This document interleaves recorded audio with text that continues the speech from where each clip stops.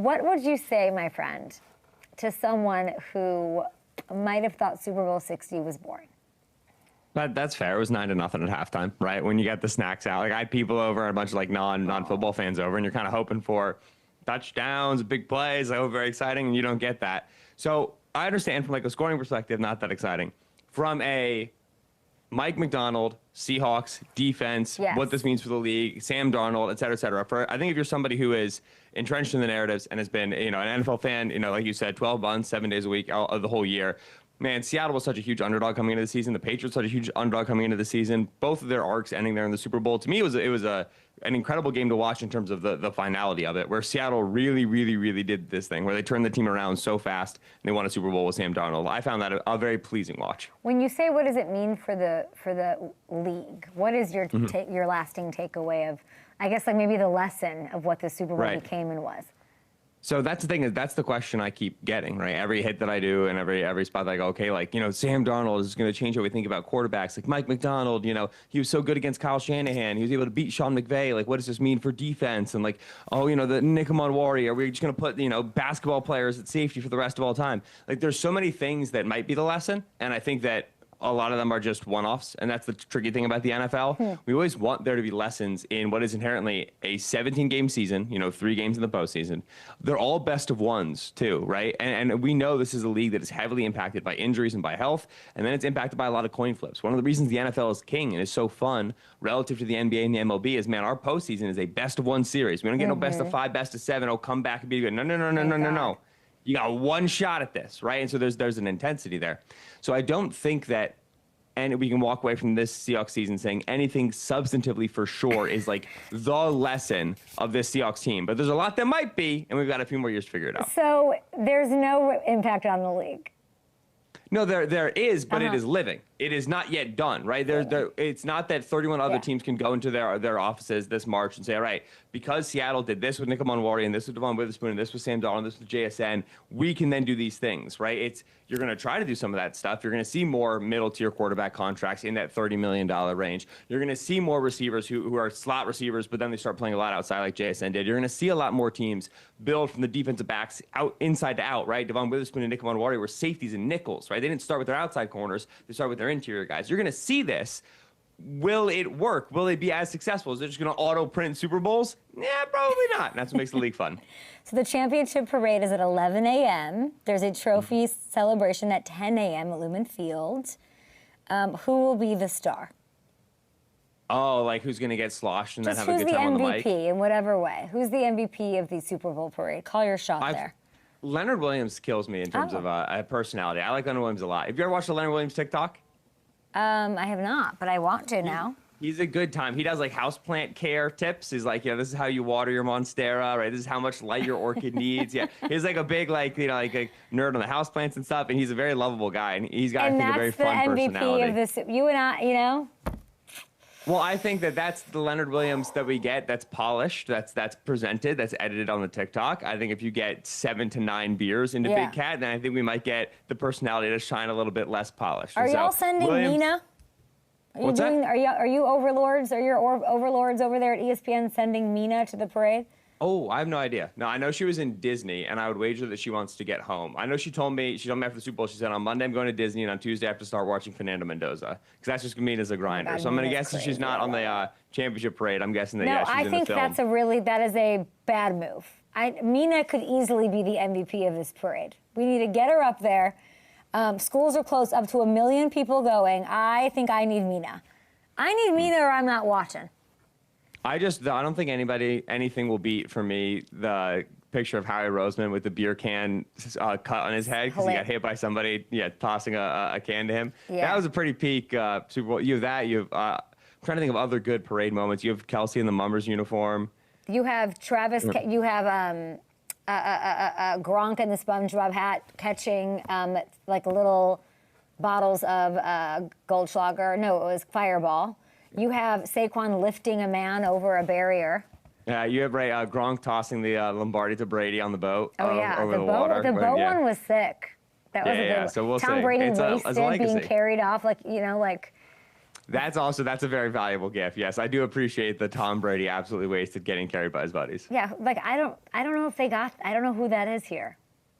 We're gonna find out. Parade's happening. All right, we'll be enjoying it real time. Love that. I'm just trying to ask you questions you're not asked on every show. You know, Ben, I know you've torn this thing up from every angle. And please check out. There's a new column over at ESPN.com. You got to read this morning. The odds. I'm looking at them right now. FanDuel Sportsbook. 1 year from now, Seahawks faves to repeat. Obviously, they lose Clint Kubiak. How big of a loss is it? Do they belong there? At the top, I think I'm not convinced that they should be up there just because they're also going to lose, you know, Kenneth Walker's a free agent, Rick Woolen is a free agent, Boye Mafe is a free agent, Rashid Shaheed is a free agent. Like, there's a lot of guys on this team that are potentially not going to be there. They do have plenty of cap space, and so they can retain if they want to retain. I do think this is about as good of a Sam Darnold season as you get, right? And you got it with Kubiak. Now it's going to be a new guy. So at the top is a little too much for me. It is tricky because the NFC was so loaded this year and was so close and was so tight. And then the AFC was so weirdly weak this year. But then you go back and you look at the quarterbacks in the AFC versus the quarterbacks in the NFC, and you would expect teams like the Ravens and the Bills and the Chiefs to be higher because of the quarterback situation. So this is the weirdest I've felt looking at next year's Super Bowl odds in a while because this season was so peculiar, especially with how lopsided weighted the conferences were.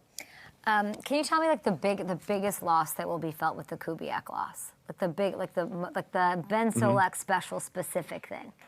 Yeah, so Darnold had one of the highest rates of throwing the football against base defenses this year. Base defense, we're talking about 4 defensive backs on the field, 3 linebackers. And if you just look league-wide, I'm going to break some news here for you.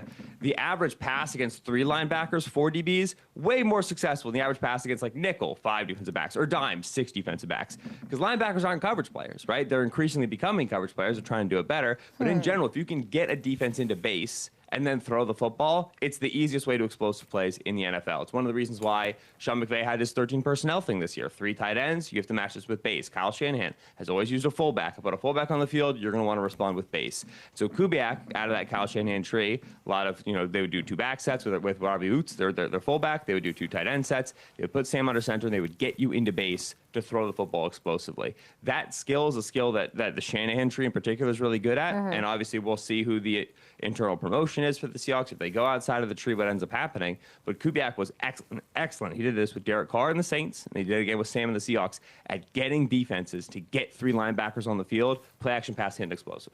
That's exactly what I expect from you, Ben Solak, ESPN.com, all over ESPN action. I was talking to Jason McCourty yesterday, Super Bowl champ, and I asked him what do we do with Sam? How do we view Sam going into next year? Is he top 10? Is he the Herbert, Jalen Hurts kind of 1-1 ring? Like, is that how you view him?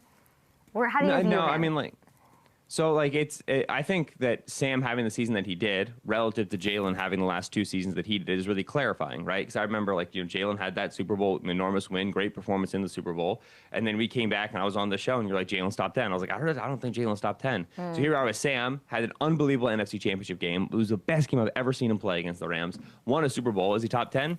I don't think he's top 10. And we see the season that 2025 Jalen had as a reminder that there are a lot more quarterbacks whose success is a lot more frail than we want it to be, right? There's the elite top tier, which you would presumably have said, like, oh, Patrick Mahomes, immortal, nothing will ever affect his offense. They have the 9th overall pick this year, right? Oh, Lamar Jackson, like, he auto prints MVPs. Got banged up this year, couldn't move nearly as much. They'd have failed to make the playoffs. And so quarterback success from the top, even the tippy top all the way down, is a lot more frail than we want it to be. And so when one quarterback is successful, Sam Darnold wins an MVP, had an unbelievable season, great year, better than I ever thought Sam Darnold could play at this stage in his career.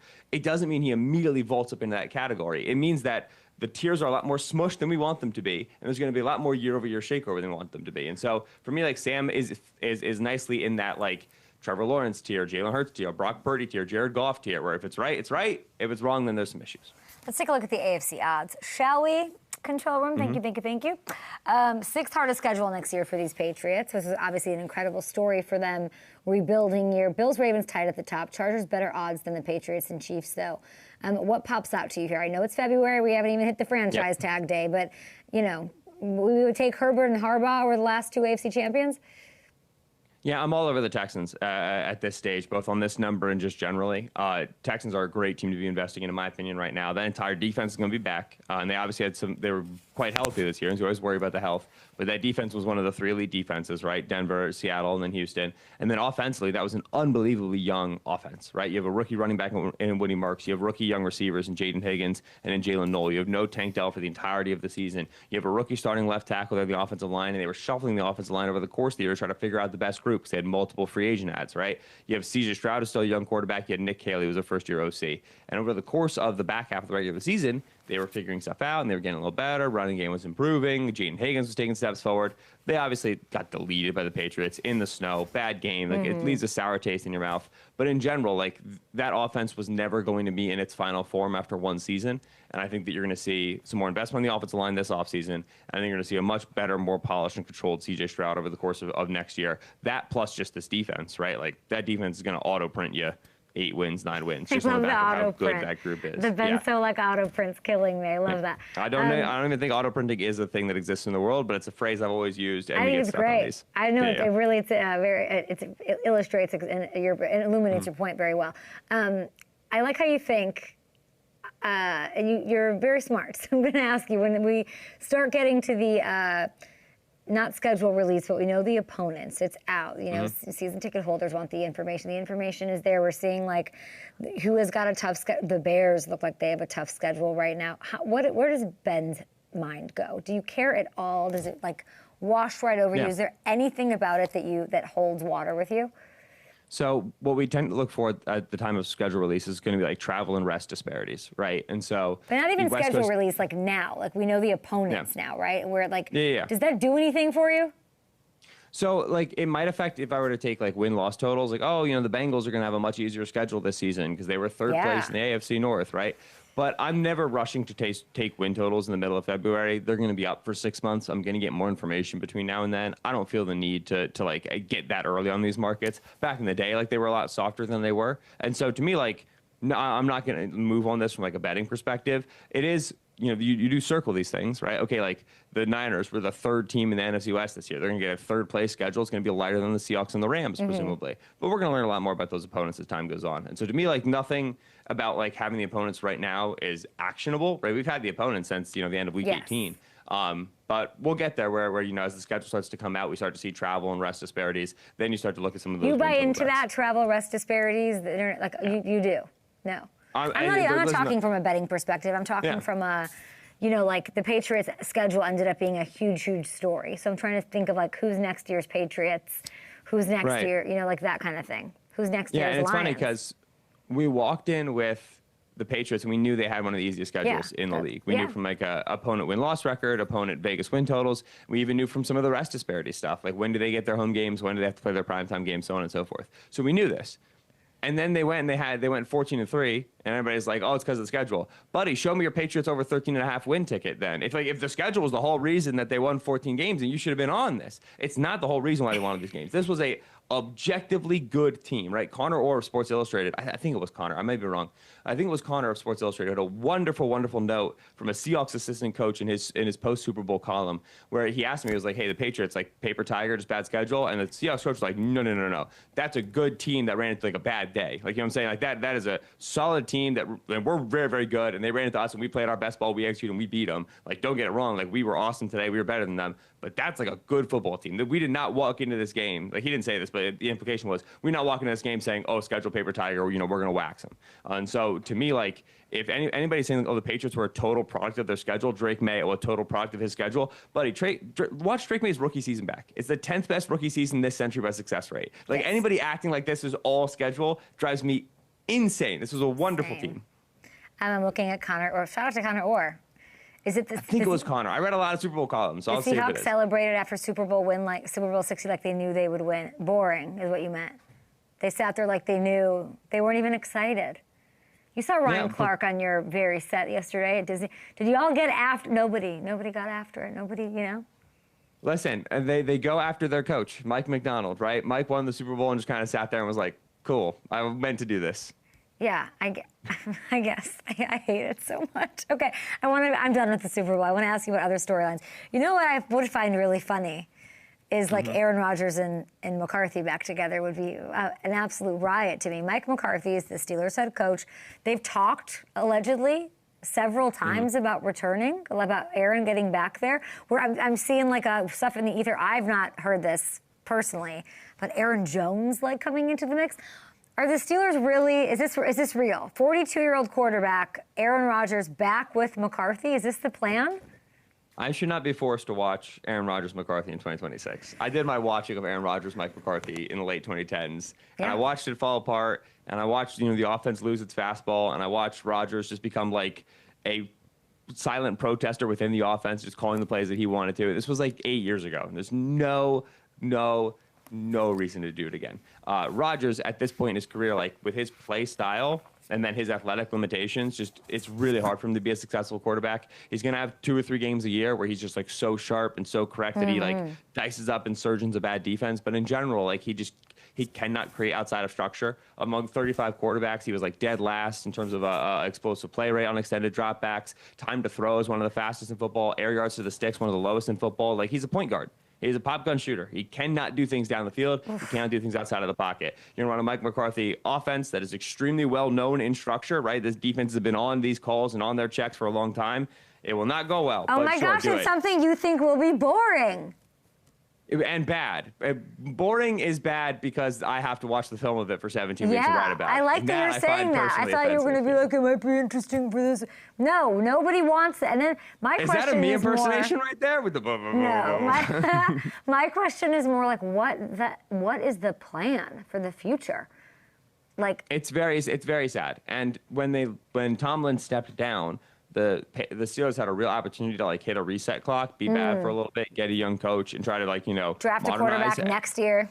And they went completely the other direction, and that is, I think, a terrible shame. And I get it from a Cam Hayward is old, T.J. Watt is old, Jalen Ramsey is old perspective, but you were the one who built that ship. You extended T.J. Watt. You went and traded for Jalen Ramsey. So you're the one who made those errors, and now you're just double downing on the errors to burn more clock with another, long-tenured head coach who's famously not very successful in the postseason, same way Tomlin was. I simply don't understand what's happening in Pittsburgh right now, and I'm upset that it is. Would you rather they be bad than mediocre with this? That's kind of where it is. It's like I'd rather you be bad than mediocre with Aaron.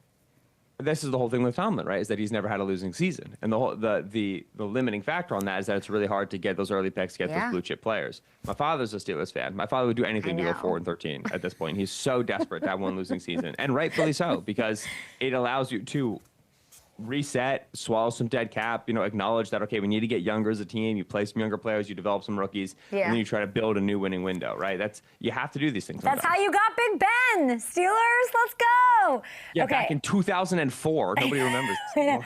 I love the idea of you watching the Super Bowl, and like, are you like the fact that you were hosting a Super Bowl, you have to watch it that intensely. Did you rewatch it or something? What does that even mean? Yeah, I mean, like, I never get to host on a Sunday because I'm working, but usually I've got like 8 games up at once. One game up at one, that's not a problem. You know what I'm saying? That's very easy to go watch through, and then like, I think it would not be an enjoyable experience to watch a Super Bowl with you.